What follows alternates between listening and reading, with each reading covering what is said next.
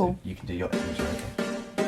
Hi guys, and welcome back to another video. So today I'm doing something different. We're doing a podcast today. I'm here with Keilan, and we're just basically going to be talking about our courses and university life, basically. So this is a new podcast called Irrelevant Degree, and I don't know about you, but especially with me, I get the sense that people think that my course is slightly irrelevant and my degree is irrelevant, and certainly with creative subjects, I think people... 100%. I got a lot when I was applying to university, like they were telling me to go for something that was a bit more academic because I seemed to be an academic person, and it was the same when I was applying for A-levels. Like, they were shocked that I wanted to do art, photography and design. They were thinking, why don't you try business? Why don't you try psychology? And I was like, I don't want to do that. Yeah. I mean, to be fair, with me, it's more that I got it a bit more when I was here from people. No shade on the Exeter students, but I do feel like they do think that they've got a better... Yeah, because at Falmouth University, we do share half of our campus with Exeter students. So, in a way, as lovely it is to have them around, sometimes you do get a bit looked down upon because you're not doing an academic subject. But I mean, we're just here to tell everyone that that's not true. Yeah. Like, completely it's not because true. Because it's not. Anything that you look at has got advertising in it. And the same for photography. I mean, you need photographers, especially in the wildlife industry and things like that. Photography is a way of advertising in a way. You need someone to capture an image to promote. You need someone to capture an image to promote things like climate change and anything to do with the world and designing and all that kind of stuff. My pet hate is when people say, if you do a creative subject, you're not academic. Yeah. And that's just not true. No. Because, I mean, even at the surface of it, you do essays while you do your creative subjects, yeah? But also, it doesn't mean you're not intelligent. It doesn't mean you can't be involved with more academic stuff, especially at Falmouth. I mean, it's quite good for this podcast that we talk about Falmouth specifically, because, especially at Falmouth, there's so many societies you can get involved in. Yeah, definitely. So, even if you are doing a creative subject and you want to do something more academic, or if you're doing something academic and you want to do something more creative, there's the option to do that. Yeah, you can do vice versa. For the next sort of like bit of this podcast, because we are formatting it a bit, we kind of wanted to just myth bust people's questions, answer people's questions, understand what people want to know specifically about Falmouth, but also creative subjects. And also we asked on social media whether people had any preconceptions of like creative courses and things like that. Okay, so any tips for UCAS applications is the first one. I have to be completely honest, I can't remember the entire process. What was on it? For me, I actually messed up my whole application for UCAS because I applied to universities that I thought I wanted to go to, all in the East Midlands, and I didn't want to go there, and something in December happened and it changed my whole view on everything, and then I found Falmouth. So I actually applied through the portal. I didn't apply through UCAS at all. Okay. So my application... Falmouth portal? Yeah, the Falmouth portal. So I basically just applied directly to that. I applied to the BA photography course and the marine and natural history, and within about a week, 2 weeks, I got an email back saying... you've got an interview. Oh, wow. Yeah, so, and it was a really, really fast turnaround point. I hadn't even looked at the university. So my interview was at the end of January, and I applied about middle of December. And then I went to a open day at the start of January, and I just fell in love with it straight away. I absolutely loved this place. Yeah. I mean, for me, the tips for the UCAS application, I came from a sixth form where they literally, like, made you do it 110%. Like, the written stuff did not need to be as in-depth as we did it. So, I mean, all I'd say is, especially with the interview, if you come down here for an interview, just go that extra mile, because you've got nothing to lose. Oh yeah, 100%. When I came down for my interview, when I pointed out to some of my teachers that I was bringing all of my work down. So I brought every single one of my photography folders, every single one of my art folders, all of my design work. I brought all of it. I had like this huge A1 folder and like bags and everything. I must have looked like a right loony walking into the interview room. But they were a bit confused why I was taking all that stuff. But I just wanted to show to Falmouth that I belonged here. And I just really wanted to show off that I deserve to be here. And like really make them think, wow, she's very creative, we need her. With Falmouth, it's like, and I think a lot of universities, they want you to do a lot of independent study. So they want to know that you're capable of like going off and doing that extra mile yourself that you'll need to do. But I mean, if you're applying specifically for advertising, I don't know if that person is, but all they put little things to catch you up. So they'll say in the application process, you know, we want you to have a look at a campaign that really inspires you. And then in the actual interview, sometimes they don't ask you about it. And it's on you to bring up that you did it. So it shows them that you have the confidence to present it, but also the confidence to remind them, I did this. You just really want to sell yourself in the interviews, definitely. Yeah, definitely. Anyway, next question. Yeah.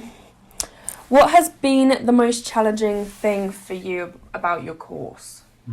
For me, personally, it's actually getting out. So for the first, I think it's like once every 2 weeks, we've had like a trip where the university have paid for us to go somewhere. But I've wanted to go to other places, and most places that I need to get to that are like nature reserves or anything like that, I need a car. So I feel like in that sense, I've been stuck in Falmouth and in Penryn because I can't get out anywhere. I mean, your course is very different to mine in the case that you will go out and explore and take pictures, and mine is very much you go into a studio and you stay there. So I think mine was that you're kind of chucked in the deep end. I didn't really look too much into how the actual course was structured, so I thought we'd gradually get into like making ads and like learning how to make ads and what it's the structure of making an ad. But we were literally like, right, go and do this, go and do that, and you'd come back and they'd be like, well, that's a bit bad, but you'd come back and you'd go, okay, well, I'm more motivated now to do better, and it almost breaks they want to break a bit of your teenage arrogance a little bit. Yeah, because definitely. especially with creative subjects, you come in thinking you're the be-all or end-all, even if it's subconsciously, and then you come back and you want to be a bit more humble.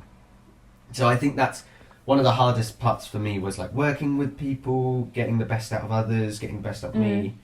And having feedback on your ideas as well, so you could be really proud of this thing that you've made, but in someone else's eyes, it could be better. Yeah. You know?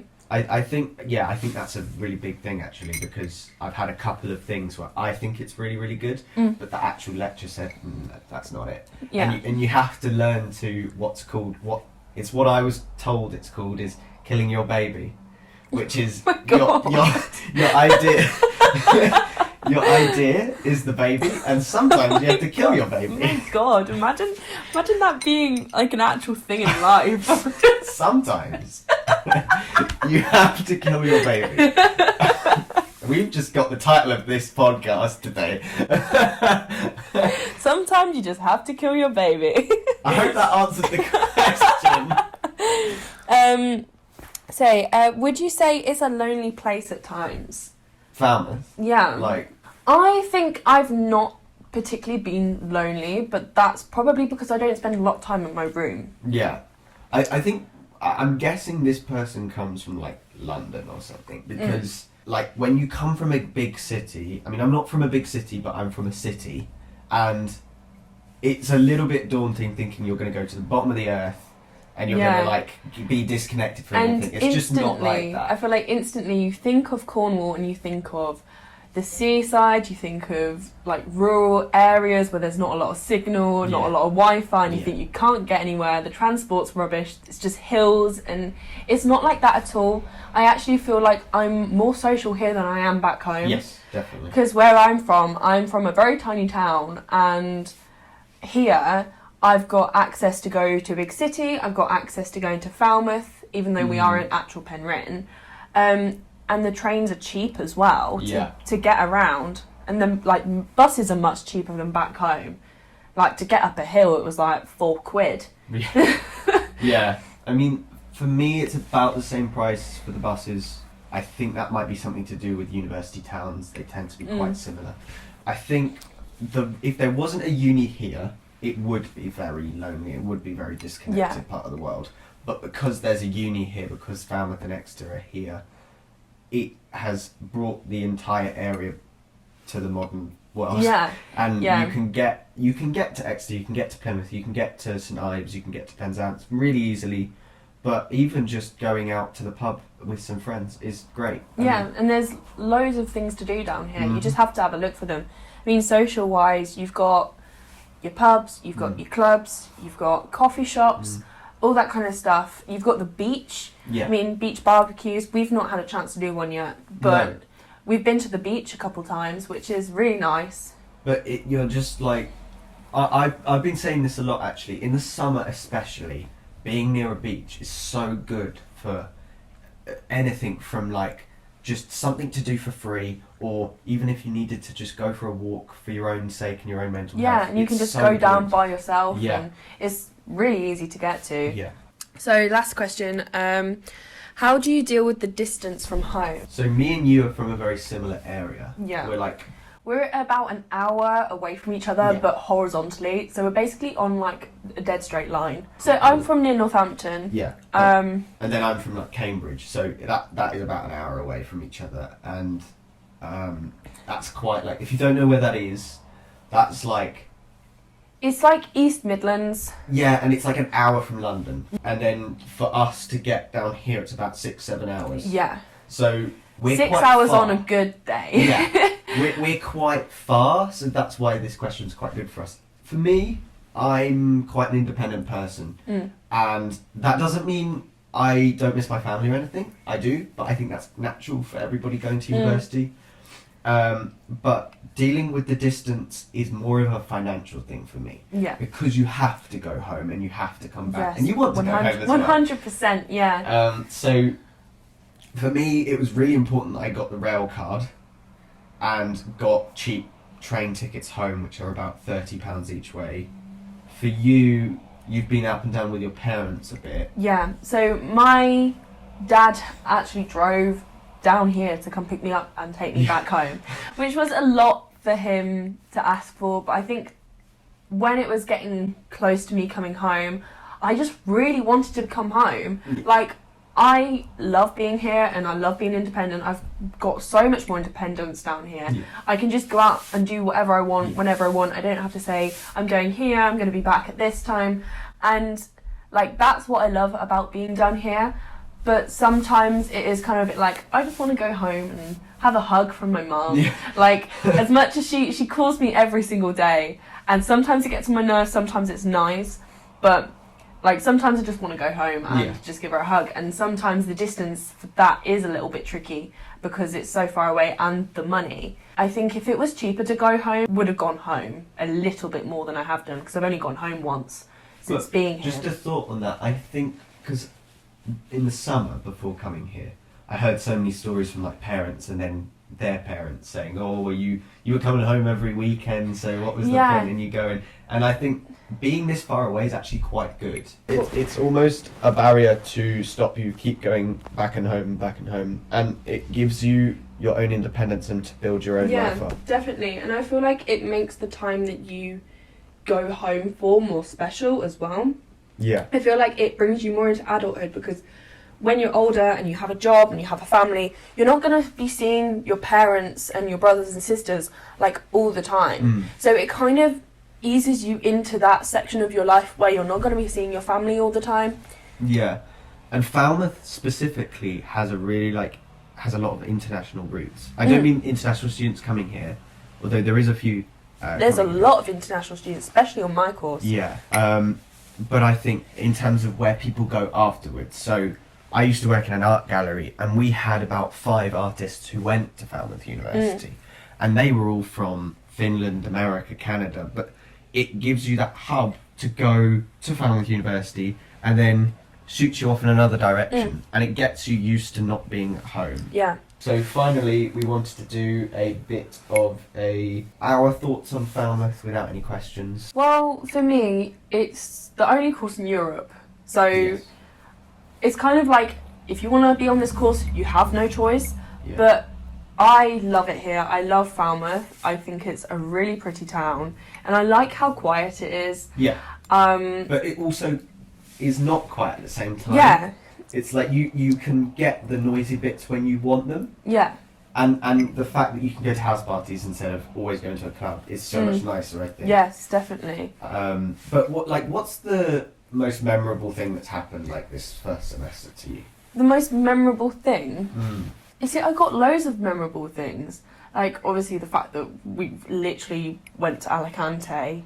Oh yeah, that was kind of thing. Should we talk about that quickly? Yeah, I mean, just very briefly, there's Newquay Airport. It's how long away from us? Like, it was 15 minutes on the 30 train minutes. and then 20-minute drive. Yeah, something like that. So, yeah, on the bus it was like 2 hours. Yeah. But Newquay Airport isn't far away from us, and they've just got a new line to Alicante. Yeah, from Newquay, and on Black Friday we got a £9.99 deal to go to Alicante, so we just went. We just said, let's do it, because I mean that's another thing that anyone who's thinking about going to Falmouth is like, you have those opportunities. It shows you how not disconnected it actually is, because we can just go and you do can actually like get flights back up north as well. So if you are from although we like, wouldn't recommend it. Hashtag save the oh yeah, obviously carbon, like tax and all that kind of stuff. But yeah, there is that option if it's easier for you. But make sure you pay your carbon tax. If you're going to fly. It's mainly the trips for me. Like, we went to Dartmoor and it was chucking it down with rain and it was freezing cold, but it was such good memories that I made with people on my course. Like, I actually got to spend a lot of quality time because we stayed there overnight as well. Yeah. We played a few games when we were like, before we went to bed and stuff, and it was just really nice. You got to know people a bit more.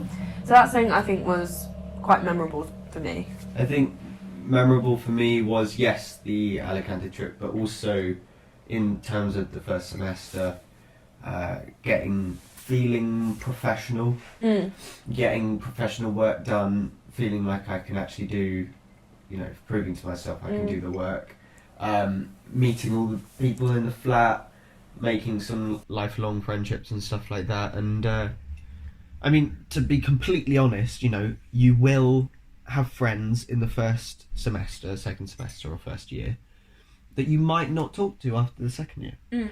But it doesn't mean that you're going to isolate yourself. That's just how life works. When you go to primary school, you have different friends. Some people come into your life and some people go, some people stay. It's just the way life works. It's like, you could be friends with someone for so many years and then suddenly you're just so distant, and that's just how it is.